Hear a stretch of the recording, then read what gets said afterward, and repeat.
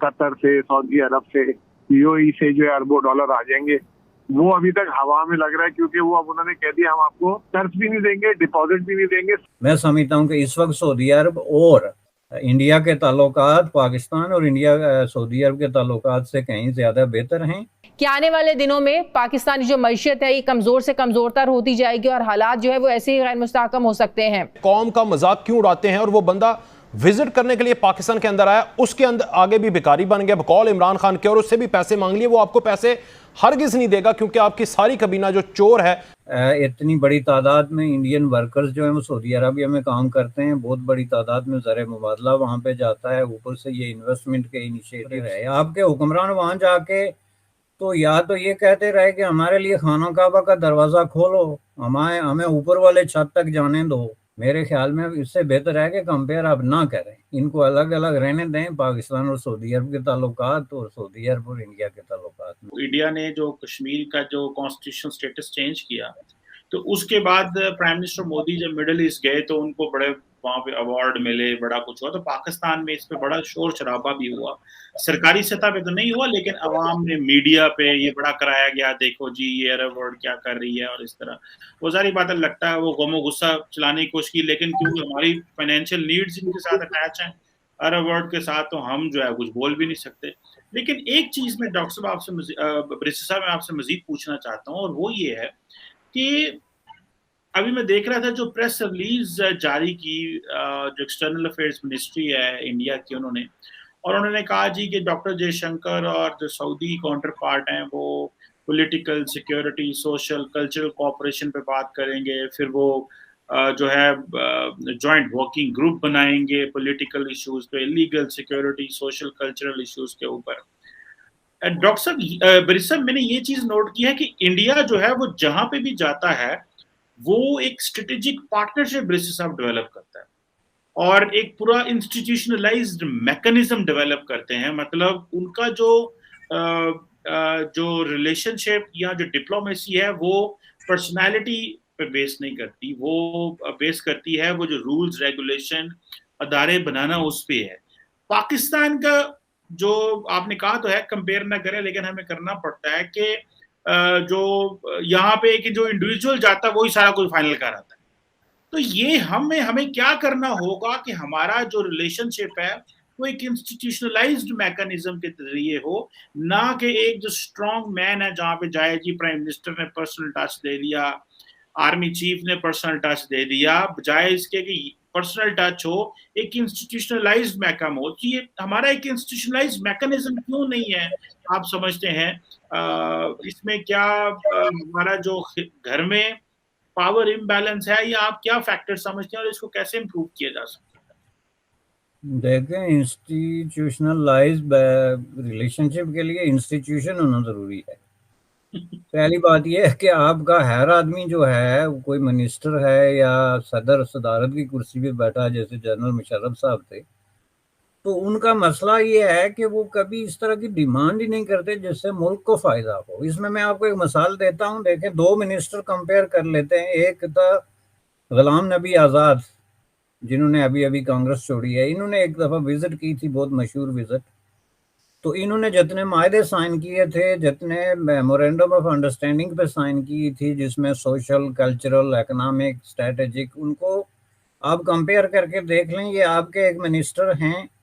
شیخ رشید جو ہر حکومت میں منسٹر رہے ہیں اور ہر دور میں سعودی عرب میں جاتے رہے.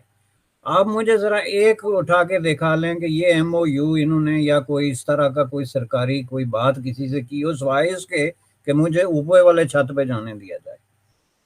میرے لیے کعبہ کا دروازہ کھل گیا. اور یہی آپ کے لیے بہت بڑا فخر بن جاتا ہے, چونکہ یہ میرے تیرے کا مسئلہ ہے کہ میرے لیے یہ ہے, پاکستان اس میں کاؤنٹ نہیں کرتا. اور یہی وہ آپ نے پوائنٹ کیا, سب سے بڑا بات جو آپ نے پوائنٹ آؤٹ کی ہے کہ یہی وجہ ہے کہ انسٹیٹیوشنلائز نہیں ہوتا, چونکہ آپ کی ڈیمانڈ ہی نہیں ہوتی. 2 چیزوں میں آپ کی انٹرسٹ ہے, یہ کہ آپ کو پرسنل پروٹوکول کتنا ملا اور آپ کو تحفے کتنے ملے, اسی پہ سارا جو ہے وہ گھومتا ہے اس کے ارد گرد. آپ دیکھیں جو پروٹوکول اس وقت تک انڈین لیڈرشپ کو ملا, میں پرائم منسٹر پنڈت جواہر لال نہرو کی بات نہیں کرتا چونکہ وہ 50s کی بات ہے, تو اس وقت پروٹوکولز کی حدود بھی اور प्रेसिडेंट्स भी जो है वो थोड़ी थी। लेकिन आप सिर्फ मनमोहन और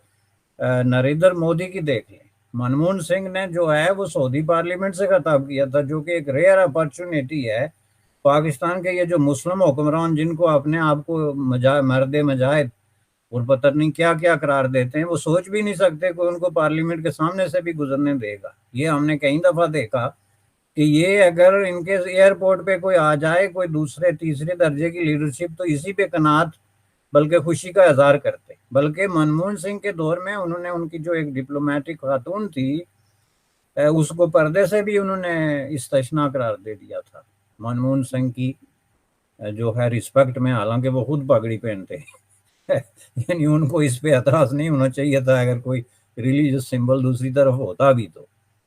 लेकिन असल में और फिर पार्लियामेंट से खिताब जिस तरीके का उनको प्रोटोकॉल दिया गया, जो एजाज मोदी साहब को दिया गया, ये तो फिर उस हिसाब से जनरल ज़िया को भी मिलना चाहिए था ना, मर्द मोमन मर्द हक, या फिर उसके बाद के लोगों को भी मिलना चाहिए था। तो ये चीज़ें जो है ना, ये आप सामने रख के देखें कि जो है इसके पीछे एक पूरा एक बैकग्राउंड होती है, एक पूरा प्रोसेस होता है जिसमें कि मुल्क अपने मफादात को लॉन्ग टर्म बुनियादों पे देखते हैं। पाकिस्तान सऊदी रिलेशनशिप जो है वो हमेशा इस तरह चलती रही कि जो शख्सियत बैठी हुई थी उसने सऊदी अरब को इस्तेमाल करके अपने इक़्तिदार को 2-4 साल आगे करने की कोशिश की, या अपने क्राइसिस से निकालने के लिए सऊदी एम्बेसी और सऊदी सफारतकारों का इस्तेमाल किया। ये सारी चीज़ें जो है ना जब तक चलती रहेंगी उस वक्त आप किसी बहुत बड़ी ब्रेक थ्रू के जो है वो बात नहीं कर सकते, क्योंकि इसमें अनसर्टेनिटी है। तीसरा जो है वो सऊदी अरब वालों को भी पता है कि पाकिस्तान में असल डिसीजन मेकर कौन है, और उनको पता है कि ये जो लोग कोई सदर बन के या वजीर बन के आता है, इनकी अहमियत कितनी एक है और ये कितनी एक वेट रखते हैं और इनकी डिसीजन मेकिंग क्या है, तो इसी हिसाब से वो डील करते हैं ये प्रॉब्लम है। बिल्कुल ठीक है कि इसी हिसाब से वो हमें डील करते हैं। तो बैरिस्टर साहब ये बताइएगा कि ये जो कश्मीर इशू है, ये तो फिर इसका मतलब है कि मुस्लिम वर्ल्ड तो बैक ट्रैक कर गई इसके ऊपर फॉरएवर, क्योंकि जैसे आपने खुद कहा अपनी अर्लियर पहले सवाल के जवाब में जब बात हो रही थी कि एक तो जो कॉन्स्टिट्यूशनल तब्दीलियां आई उस पर भी कोई नहीं बोले, ओआईसी भी हाईजैक कर ली और ओआईसी के ऊपर भी उन्होंने इसको कंट्रोल कर लिया।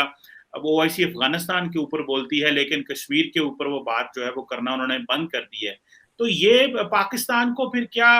खामोश हो जाना चाहिए, सब्र शुक्र कर लेना चाहिए, या कि उम्मीद रखनी चाहिए कि जब कभी हालात बेहतर हुए तो जो ओआईसी दोबारा जो है वो हमारे हक में बोलेगी, क्योंकि फिलहाल तो लग रहा है कि ओआईसी का जो खाता है वो तो गोल हो गया। नहीं, पहली बात यह है कि ओआईसी जो है ना वो अब उस स्टेट ऑफ माइंड से निकल गई है, ये मैं आपको क्लियरली बता दूं। अब ओआईसी का नेक्स्ट चैलेंज अगर कोई होगा पाकिस्तान को, वो ये होगा कि वहाँ पे इंडिया को जो है वो मेंबरशिप दी जाए या ना। ये मैं आपको साफ साफ बता दूं कि फ्यूचर में अगर ओआईसी को लेके तो कोई ऐसा तकाजा खड़ा होगा तो इस बात पे होगा,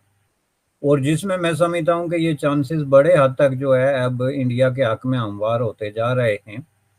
देखें जी, इस वक्त इंडिया के पास सेकंड लार्जेस्ट पॉपुलेशन है मुसलमानों की, और जाहिर है अगर यही हाल रहा तो आइंदा 10-20 सालों में फर्स्ट लार्जेस्ट हो जाएगी विदाउट एनी डाउट्स। तो आप दुनिया की सबसे बड़ी पॉपुलेशन को आपको मानना पड़ेगा। अब ये इंडिया के अंदर भी ये सोच डिवेलप होना बहुत ज़रूरी है कि इंडिया के जो मुसलमान हैं वो अवाम है। अब उनका कोई मज़हब हो लेकिन अवाम की कैटेगरी से बाहर तो आप उनको नहीं रख सकते ना। तो इतने बड़े अवाम की अगर कोई रिलीजियस एथनिक कोई सोशल एफिलिएशंस हैं तो उसको भी कोई जो है वो इस तरीके से इग्नोर नहीं कर सकता, ख्वाह वो सऊदी अरब हो या कोई और मुल्क हो। और महज इस बुनियाद पे कि पाकिस्तान में कुछ लोग इस्लाम के नाम पे इक़्तिदार से चिमटे होते हैं, इसलिए उनके कहने पे वो इंडिया की इतनी बड़ी मुस्लिम पॉपुलेशन को या अवाम को दत्कार दे कि नहीं जी आपसे हमारा कोई ताल्लुक नहीं, ये तो हो नहीं रहा, हो नहीं सकता। और ये जो हुआ है गलत हुआ है, ये मैं आपको हिस्ट्री में बताता हूँ। ये इसलिए भी गलत हुआ है कि आप अगर घाना की एक जो है वो जैसी कंट्री को या किसी